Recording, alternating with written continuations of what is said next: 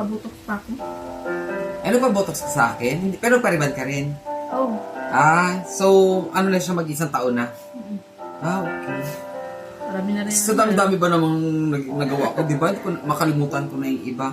So, start time, ngayon, ang problem mo sa buhok mo is, ganun pa din, pa-straight mo pa rin siya.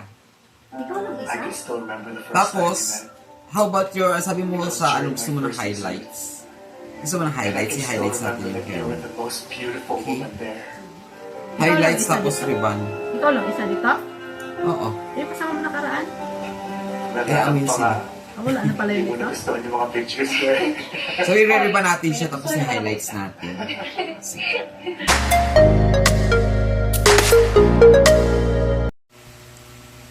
Okay. It's already done. Ganda, sis.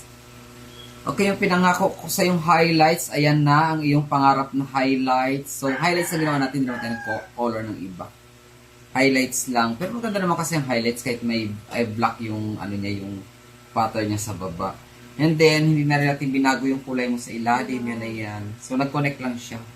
So, nag-connect lang siya sa pinakailalim. Yung shiny lambot, syempre, yan na rin, dyan na rin yung botox para mas bongga, shiny ang hair mo. So, tingnan natin yung likod. Ayan. So, ayan ang likod niya. Super ganda ng likod. Pak. Lichet. Dito sa kanina daw, ano lang, daw, ano, di ba? Grabe ka buwag hanggang buhok mo. Kung yung pak na pak. So, ano masisay mo? Maganda. Bongga.